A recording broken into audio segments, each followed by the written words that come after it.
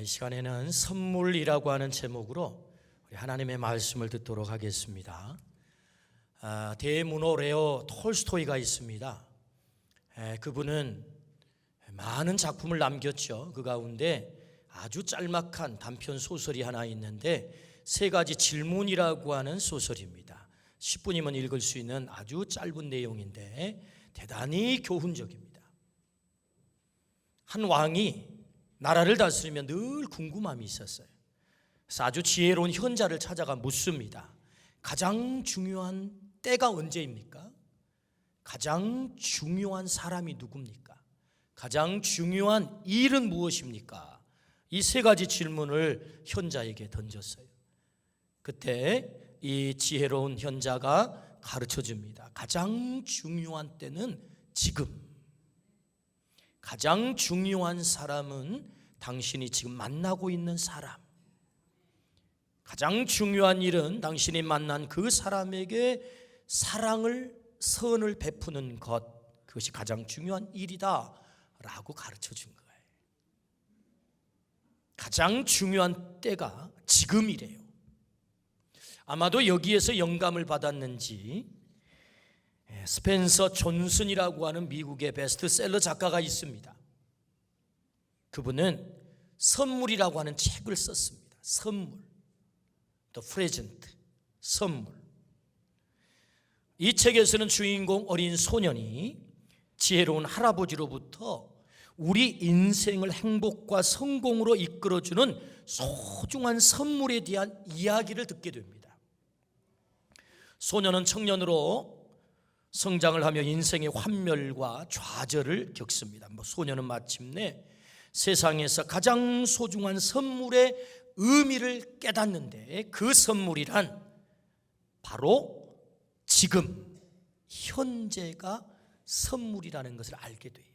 현재. 우리 인생에서 가장 중요한 선물이 현재라는 거예요. 그래서 여러분 놀랍게도 영어 단어 프레젠트는 현재라고 하는 뜻도 있는데 선물이라고 하는 뜻도 있습니다. 현재가 가장 중요하다는 거죠. 지금이 선물 가운데 최고의 선물이랍니다. 우리 모두에게 주어진 현재는 우리 일생을 좌우하는 위대한 선물입니다. 우리는 지나간 과거를 되돌이킬 수 없습니다. 그렇다고 우리의 미래를 붙들어다 살 수는 없습니다. 우리는 지나간 과거로부터 교훈을 얻어서 미래를 계획하며 현재를 살아가는 자들입니다. 그러므로 스펜서 존슨의 말처럼 현재가 가장 위대한 선물임에 틀림이 없습니다. 그렇다면 모든 사람에게 현재가 위대한 선물일까요? 스펜서 존슨은 현재가 가장 위대한 선물이다, 거기까지 끝. 그런데 모든 사람에게 현재가 위대한 선물은 아닙니다. 어떤 사람의 현재는 최악이 될 수도 있어요. 그러나 또 어떤 사람의 현재는 정말로 최상의 선물일 수 있어요. 무엇에 따라서 오늘 지금 여기에서 내가 뭘 선택하느냐에 따라서 달라질 수 있다는 거예요. 내가 뭘 선택하느냐. 지금이 위대한 선물이라고 한다면 그 위대한 선물을 가진 내가 무엇을 선택하는가에 따라서 내 평생이 결정이 되고 내 영원히 결정되기 때문에 그렇습니다. 저는 지금 여러분 앞에 목사로 서서 설교를 하고 있습니다. 제가 오늘 이 자리에서 목사가 되어서 설교를 하게 된 것은 20살 나이에 하나님이 저를 찾아오셨어요. 그리고 저에게 음성을 들려주셨습니다. 내가 너를 사용하마라는 음성을 들려주셨어요. 제가 그 음성을 듣고 하나님 저 싫어요. 내가 왜 하나님께 쓰임받습니까? 내 멋대로 살 겁니다. 내 인생 주인 납니다. 나 간섭하지 마세요 라고 선택하고 살았다면 저는 오늘 목사가 될 수 없었습니다. 여러분 앞에 이 황홀한 설교를 할 수 없는 자가 된 것입니다. 그러나 오늘 제가 여기서 여러분에게 설교를 할 수 있는 이 황홀한 사명을 감당하는 것은 20살 나이에 저를 부르신 하나님께서 내가 너를 사용하마 라고 부르실 때 제가 쓰임받겠나이다 하고 선택한 거예요. 제가 그렇게 쓰임받겠습니다 20살 때 선택했던 그 결과가 오늘 저를 결정한 것입니다. 그러므로 여러분, 오늘의 결정이 우리의 미래를 결정합니다. 오늘 우리의 작품은 과거의 어느 순간에 어떤 결정을 했기 때문에 오늘 지금 우리의 모습대로 앉아 있는 것입니다. 그러므로 여러분, 오늘 지금이 가장 소중한 선물이라고 한다면 뭘 선택하는가 대단히 중요하죠. 여러분 혹시 들어보셨어요? 광주에서 제일 아름다운 여인이 있대요. 혹시 누군 줄 아십니까? 제가 알아봤더니 세상에 우리 교회에서 멀지 않는 곳에 그 아름다운 여인이 살고 있대요. 광주광역시 남구 방림 2동 180 금호 아파트 101동 208호에 산다는 거예요. 보니까 제가 살고 있는 여자들하고 세상에 제일 아름다운 여자가, 저는 세상에서 가장 아름다운 여인과 살고 있습니다. 그래서 정말로 행복합니다. 죄송한 얘기긴 한데 목사가 또 너무 행복하면 좀 그렇긴 하지만 그래도 목사가 행복해야 되지 않겠습니까? 저는 정말로 행복하게 살고 있습니다. 아름다운, 세상에서 가장 아름다운 여인과 3년이면 벗겨진다는 콩깍지가 30여 년이 지나도록 아직도 벗겨지지 않고 있습니다. 얼마 전에 제가 아내에게 편지를 썼습니다. 물론 이게 공공의 적이 될 만한 얘기긴 합니다만은 그래도 좀 용서하고 들어주십시오. 저는 매년 결혼 기념일이 되면 아내에게 편지를 씁니다.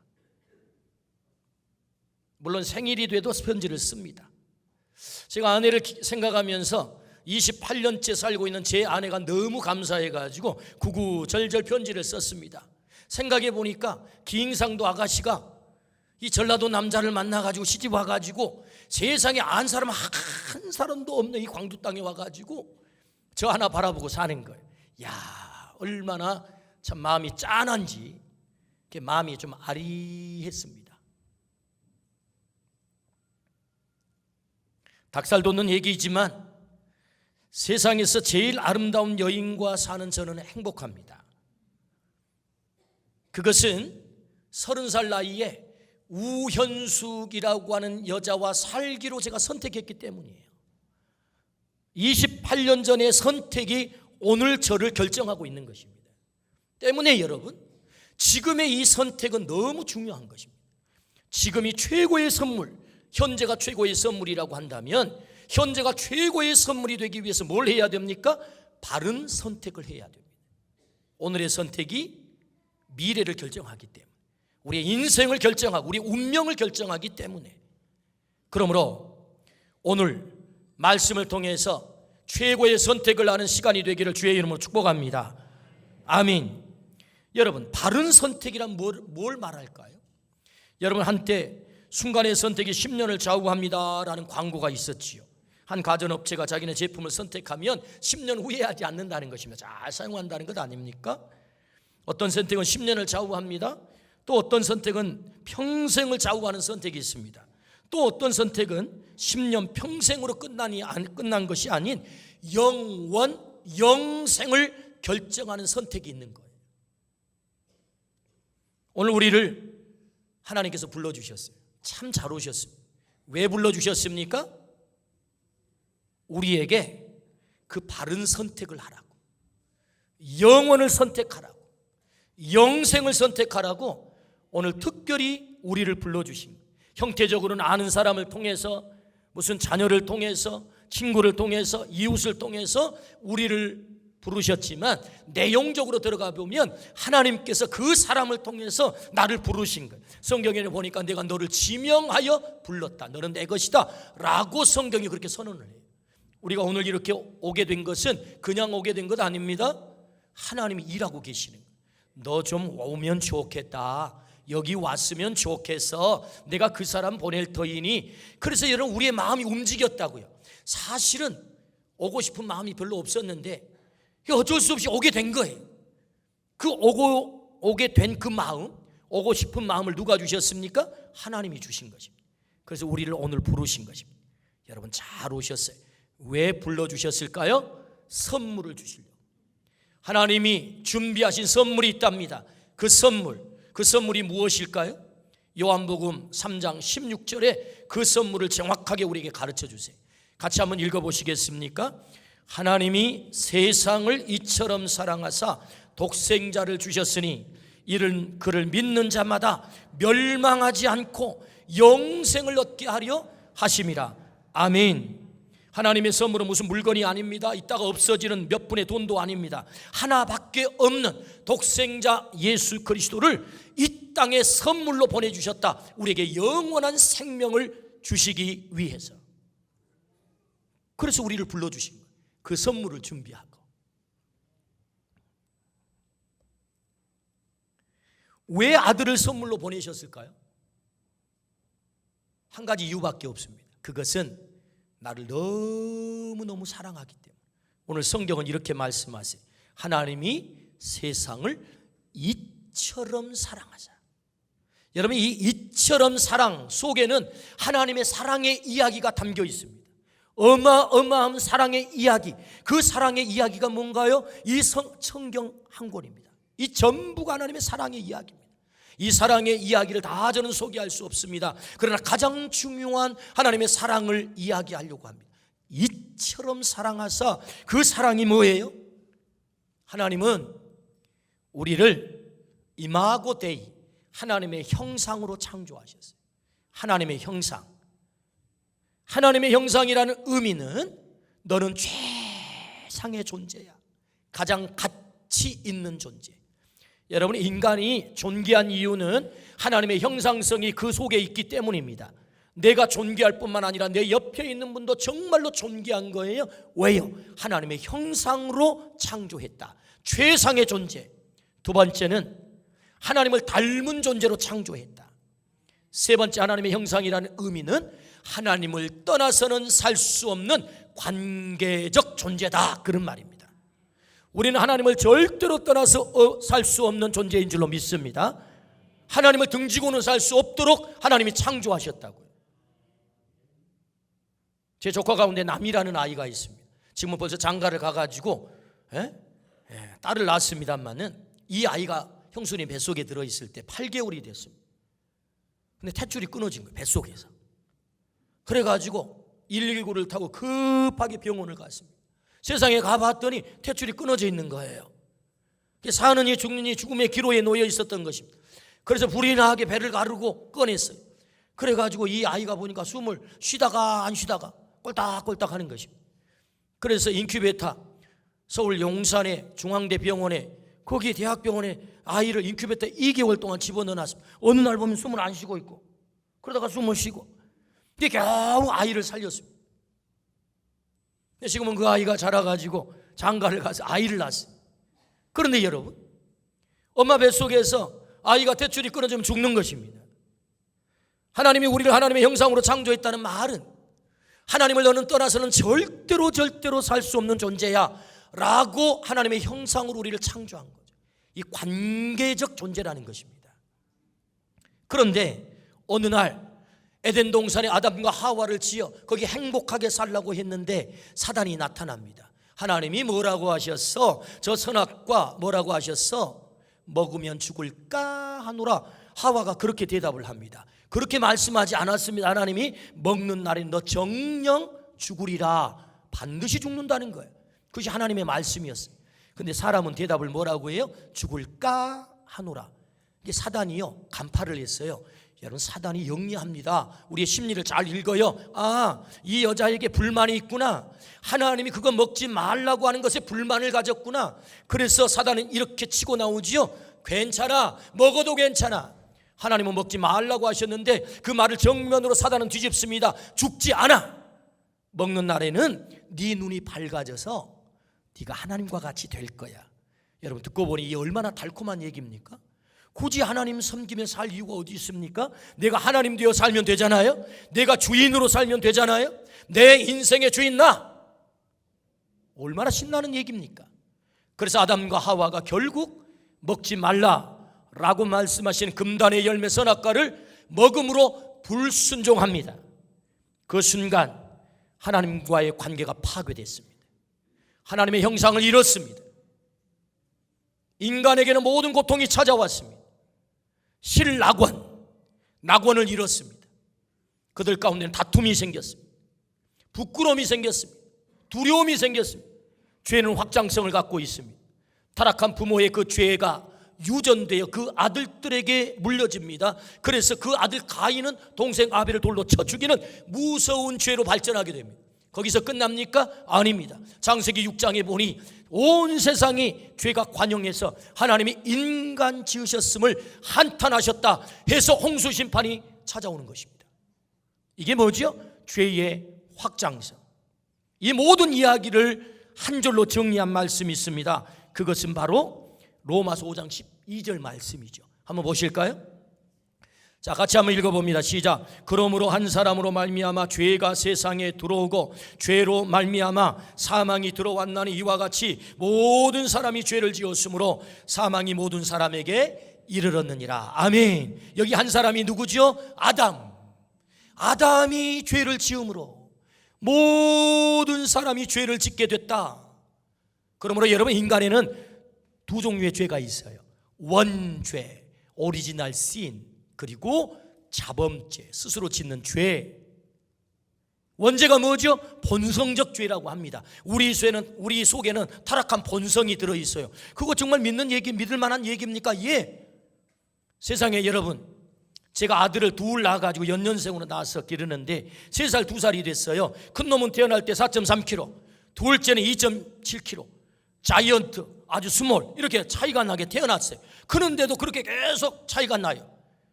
그래서 우리끼리 비밀인데 우리 큰 놈은 3자릿수입니다. 물론 키가 183이긴 하지만 몸무게가 3자릿수예요.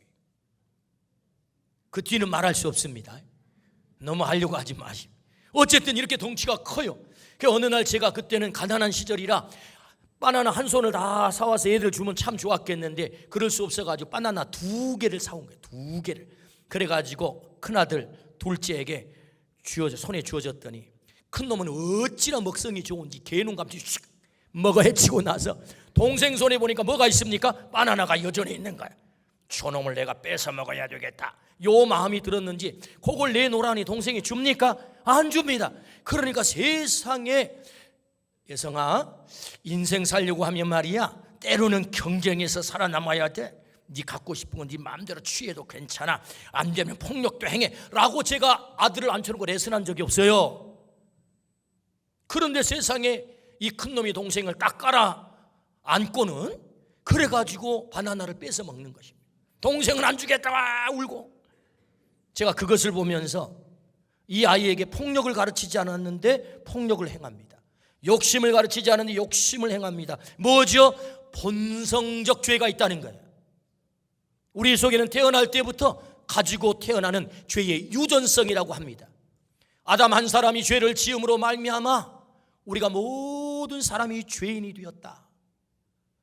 그래서 사망의 존재가 된 것처럼 우리가 모두가 사망의 존재가 되었다라는 거지요. 때문에 인간에게 이 죄로 말미암아 하나님의 말씀에 불순종하여 인간과 등지고 하나님 없이 살아가는 이 일로 인하여 인간에게 사망이 찾아왔다라고 말씀을 하세요. 사망, 인간에게 불행이 찾아왔다 그 말입니다. 죄로 말미암아 인간에게 모든 불행, 죄, 질병 뿐만 아니라 이 땅에 우리가 저지를 많은 불행한 요인들이 그때 찾아온 것이지. 그래서 성경은 이렇게 말합니다. 사망의 존재가 되었다고. 이 사망이라는 단어는 인간 불행의 총체적 단어입니다. 사망이 찾아왔다. 때문에 우리는 죄인이고 사망의 존재. 그래서 사망에는 두 종류가 있습니다. 첫째 사망과 둘째 사망이 있다. 성경은 그렇게 말씀하세요. 첫째 사망이 무엇입니까? 생물학적 죽음. 우리는 모두가 호흡이 끝납니다. 믿든 믿지 않든 우리는 다 죽습니다. 그런데 거기에 끝이 아니라 둘째 사망이 있대요. 사람이 한 번 죽는 것은 정한 것이로되 이후에는 심판이 있으리라. 하나님이 심판대 앞에 가서 심판을 당하는데 영벌에 처해지는 것이 뭐냐? 그게 둘째 사망이래. 영벌. 문제는 이 죄를 해결하는 것입니다. 우리를 사망으로 끌고 가버리는 죄, 우리 하나님의 형상을 잃어버리게 만든 죄, 하나님과의 관계를 파괴시켜버린 죄, 그 죄를 어떻게 해결하는가, 그것이 우리의 숙제로 남은 것입니다. 하나님이 이처럼 사랑하셨다. 우리는 사망의 존재가 되었다고요. 어떻게 사랑하셨나요? 자, 그 죄를 해결하는 방법을 보면 하나님이 우리를 어떻게 사랑했는지를 알게 됩니다. 죄는 어떻게 해결되는 것입니까? 하나님이 정해진 방법으로 해결할 수 있습니다. 그래서 레위기 17장 11절에 이렇게 말씀하세요. 자, 같이 한번 읽어보실까요? 시작. 육체의 생명은 피에 있음이라 내가 이 피를 너희에게 주어 제단에 뿌려 너희의 생명을 위하여 속죄하게 하였나니 생명이 피에 있으므로 피가 죄를 속하느니라. 할렐루야. 뭐가 죄를 속한다고요? 피가 죄를 속한다라고 하나님이 방법을 정해놓은 거예요. 그렇다면 모든 피가 우리의 죄를 해결합니까? 그렇지 않습니다. 하나님이 인정하시는 피여야만 우리의 죄가 해결이 되는 거예요. 그래서 이것을 알았던 세례 요한은 이렇게 말씀합니다. 요한복음 1장 29절. 자, 같이 한번 읽어보겠습니다. 시작. 이튿날 요한이 예수께서 자기에게 나오심을 보고 이르되 보라 세상 죄를 지고 가는 하나님의 어린 양이로다. 할렐루야. 뭐라고요? 세상 죄를 지고 가는 하나님의 어린 양 예수 그리스도. 우리의 죄를 해결하기 위해서 예수님께서 어린 양으로 이 땅에 오셨다는 거죠. 그러므로 우리 예수님께서는 그 어린 양 제물이 되어서 그 피로 우리의 죄를 해결하기 위해서 십자가 위에 기꺼이 오르신 것입니다. 십자가 위에서 그는 살이 찢기시고 그의 모든 피를 다 쏟으시고 죽어가신 것이에요. 십자가는 마지막 제단입니다. 마지막 제물은 예수 그리스도십니다. 그분이 우리의 죄를 해결하기 위해서 사실은 이 십자가의 심판받아야 될 죄인이 오늘 난데, 오늘 우리가 멀쩡하게 여기 앉아있지만 사실 속으로 들어가 보면 우리 안에 본성적 죄와 우리가 법에는 걸리지 않았지만 사실 죄들이 많아요. 성경을 보니까 거짓말이 죄랍니다. 미워하는 자마다 살인하는 자랍니다. 위선과 가식과 외식이 있답니다. 사람에게 들키지 않는 많은 탐욕과 음탕함이 있답니다. 우리 안에는 많은 죄들이 있대요. 그 죄의 삭시 사망이래요. 사실은 십자가 위에 내가 죽어야 합니다. 내가 매달려야 됩니다. 근데 하나님은 나를 너무너무 사랑하셨어요. 이처럼 사랑하셔서 나를 심판할 수 없어 하나밖에 없는 아들 예수 그리스도를 이 땅에 보내셔서 선물로 보내 그분을 마지막 제물로 십자가 위에 매달고 피를 흘려 내 대신 죽게 하심으로 내 모든 죄를 용서해 주신 줄로 믿습니다. 그래서 우리는 십자가를 거는 것입니다. 십자가가 뭡니까? 하나님의 사랑의 심볼이라고요. 우리는 십자가를 걸어놓고 사랑이라고 읽습니다. 어떻게 읽는다고요? 사랑으로 읽는다고.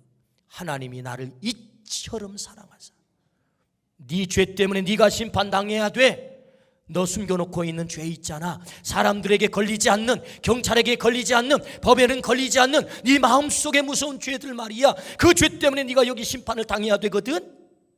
그런데 내가 너를 심판하는 대신에 내 아들을 심판하고 내가 너를 용서하마. 내 아들의 피를 받아 너를 용서하마. 그래서 우리는 십자가를 걸어놓고 사랑이라고 읽습니다. 십자가는 하나님의 사랑의 심볼이거든요. 이처럼 사랑하사. 하나님이 나를 사랑하셨습니다. 지위가 높기 때문에 사랑했다는 얘기가 아니고요, 세상에 많이 가졌기 때문에 사랑했다는 얘기가 아니고요, 많이 배웠기 때문에, 아름답기 때문에, 외모가 출중하기 때문에 나를 사랑했다는 얘기가 아닙니다. 나는 하나님 앞에 서기에 부끄럽지만 보잘것없지만 하나님이 나를 너무너무 사랑하신대. 하나밖에 없는 아들, 그 아들을 제물로 죽여버리기까지, 죄의 대가로 지불하기까지, 대속제물로 지불하기까지 나를 사랑하신 분이 우리 하나님인 줄로 믿습니다. 그래서 우리를 불러주신 거예요. 내가 너를 사랑해. 인간 사랑은 변합니다. 단물 빠지면 버립니다. 그것이 인간 사랑입니다. 하나님의 사랑은 다릅니다. 내가 부족함에도 불구하고 나를 사랑하세요. 여러분, 이 하나님의 사랑을 믿으시기를 축복합니다. 예수 그리스도의 보혈의 피가 우리의 죄를 용서한 것입니다. 그 사랑을 받아들이라고 말씀하십니다. 그러므로 우리 주님은 나를 사랑하셨어요. 십자가에 달려 돌아가시고 오늘 이 부활의 아침에 이 놀라운 사랑을 가르쳐 주려고 우리를 초청한 것입니다. 만왕의 왕 내 주께서 왜 고초당했나, 이 벌레 같은 날 위해 그 보혈 흘렸네. 십자가 내가 처음 볼 때에 나의 맘에 큰 고통 사라져. 오늘 믿고서 내 눈 밝았네. 참 내 기쁨 영원하도다. 아멘. 만왕의 왕 내 주께서 벌레 같은 날 위에 십자가에 죽으심으로 우리의 죄를 해결해 주신 줄로 믿습니다. 아멘. 예수님은 하나님이 보내주신 선물 중에 선물입니다. 그 선물을 믿음으로 받으면 우리가 영생을 얻는데요. 예수님을 믿음으로 받으면 우리의 모든 죄가 십자가로 전가되는 것입니다. 옮겨진다고. 그래서 우리에게 영원한 생명이 주어지는 것입니다. 그러므로 현재가 가장 위대한 선물이라면, 현재가 위대한 선물이 되기 위해서는 지금 여기서 바른 선택을 해야만 합니다. 바른 선택은 영생을 얻는 선택입니다. 하나님이 나에게 영생을 선물하기 위해 하나님의 아들 예수님을 선물로 보내셨다면 오늘 그 선물을 받아들이는 것이 믿음이에요. 성경은 이렇게 말합니다. 영접하는 자, 곧 그 예수님을 믿는 자들에게, 받아들이는 자에게 하나님의 자녀가 되는 권세를 주시겠다고. 할렐루야. 우리가 하나님의 자녀가 어떻게 되는 것입니까? 우리가 어떻게 용서를 경험하는 것입니까? 그 예수 그리스도를 받아들이는 거예요. 아, 하나님이 나를 위해 보내신 선물이구나. 예수님을 오늘 받아들이기를 축복합니다. 영접하기를 축복합니다. 나의 작은 고백이 내 영혼을 결정한다. 어떻게 그 영생을 믿을 수 있나요? 과연 그 영생에 있는 것입니까? 우리에게는 이런 질문이 생기겠죠. 오늘은 우리 교회가 가장 중요하게 여기는 축제의 날입니다. 부활주일이죠. 부활주일. 여러분, 부활이 무엇입니까? 부활은 예수님께서 십자가에 달려 돌아가신 후에 3일 만에 다시 부활한 날을 기념한 날이 부활주일입니다. 부활이 뭘 말합니까? 너 영원히 살아. 그것을 이 땅에서 실증해 준 사건이 부활입니다. 이 땅에 모든 종교, 많은 종교가 있죠. 모든 종교의 교주는 무덤이 있습니다.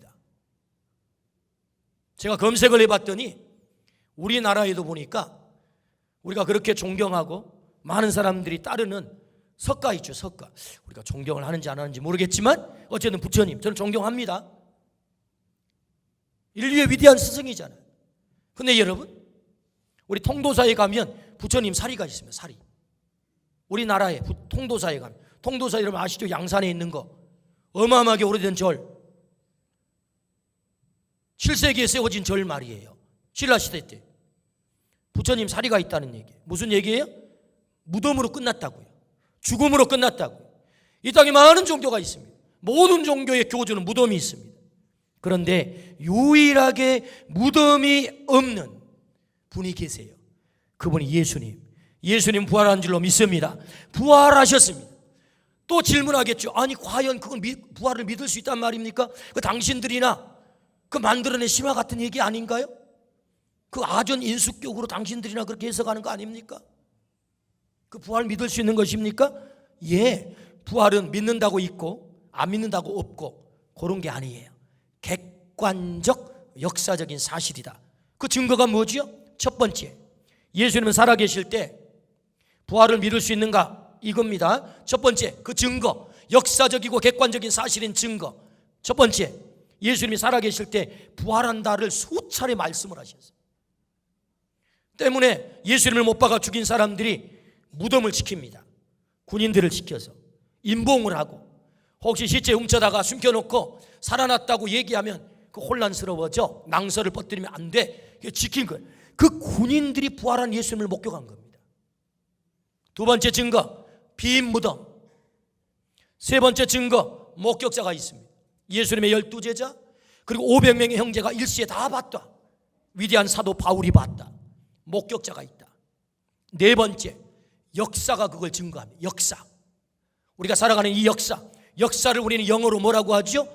히스토리라고 합니다. 뭐라고요? 히스토리. 여러분, 히스토리는 단어가 두 개가 합쳐진 걸 아시죠? 히스와 스토리가 합성된 단어입니다. 그의 이야기라는 거예요. 역사는 그의 이야기.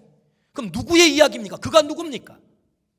여러분, 우리는 역사를 지금 BC와 AD라고 하는 연호를 씁니다.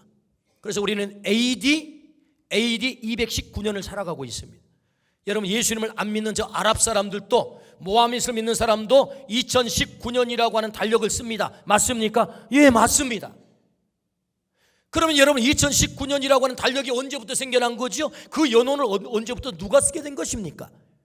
여러분, 그래서 역사를 우리는 BC와 AD로 사용을 하는데, BC, Before Christ의 약자 아닙니까? 그리스도 이전, 기원전이라고 합니다. AD, 어노 도미니, 우리 주님의 시대. 이 땅의 역사를 두 동강 내신 분이 계세요. 그분이 누구세요? 예수님이세요. 예수님이 이 땅의 역사를 두 동강 내서 BC와 AD를 사용하게 해서 오늘 우리가 2019년을 사용한 줄로 믿습니다.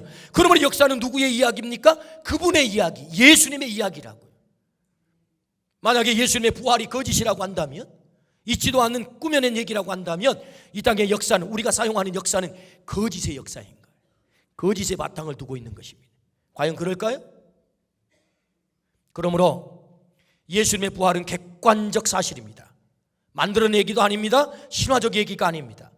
빈 무덤, 군인들이 그 무덤을 지켰습니다. 그리고 목격자가 있습니다.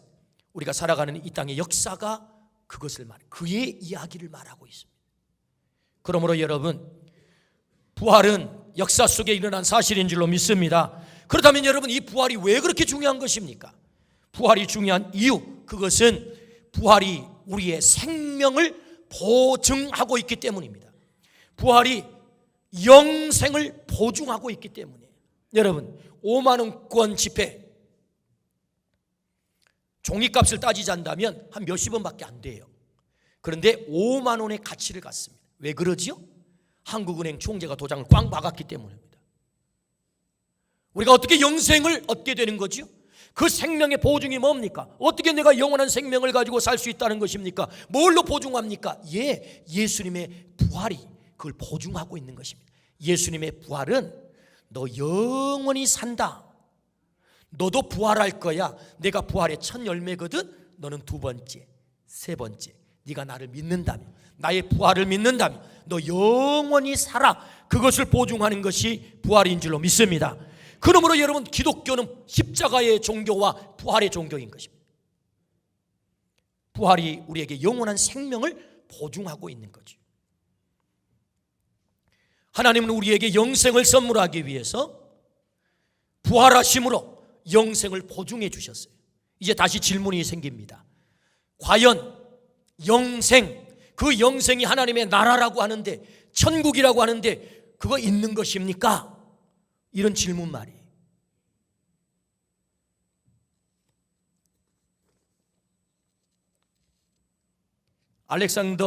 이분 알렉산더라고 하는 분이 계세요. 이분이 쓰신 책이 이런 책입니다. 한번 제목을 한번 읽어보실까요? 시작.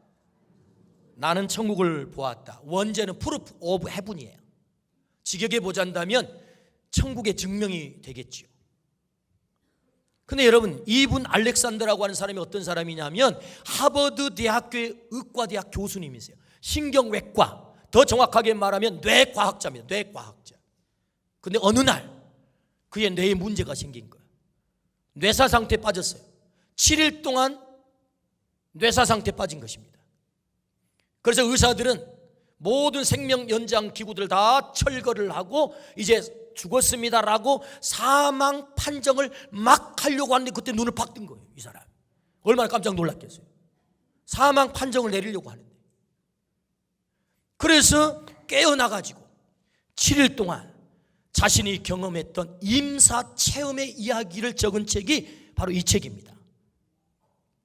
무슨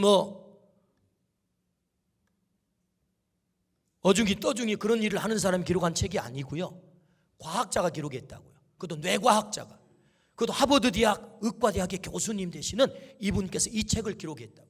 나는 천국을 보았다. 그는 그의 책 마지막에 천국을 보게 하신 하나님께 감사합니다 라고 글을 맺고 있습니다. 그의 책에. 우리나라 서울대학교 교수이신 정현채 박사님은, 서울대학교 의과대학 내과 교수이신 정현채 박사님은 이 책을 읽고 나서 서평을 이렇게 남겼어요. 이것은 우물 안이 전부인 줄 알았던 개구리가 우물 밖에 장엄한 바다가 있다는 것을 경험하여 알게 되는 사건이다. 이제 인간은 육체가 전부가 아닌 영적인 존재임을 알게 될 것이다. 우물 안에 있는 개구리가 우물 밖을 어떻게 알겠습니까? 태 속에 있는 아이가 밖에 세상에 있는 걸 어찌 알겠습니까? 물속에 살아가는 잠자리 애벌레가 물 밖에 나가면 살 수 있다는 것을 어떻게 알겠어요? 근데 때가 되면 물 밖에 나와서 잠자리가 돼서 공중을 납니다. 애벌레로 있을 때는 전혀 생각할 수 없는 세계가 열리는 거죠. 그래서 정현채 박사님은 이 책을 읽고 나서 우물 안의 개구리가 밖의 세계를 알게 된 것이고, 인간은 육체적 존재가 아닌 영적인 존재, 영원한 생명이 있는 것을 알게 된 것이다.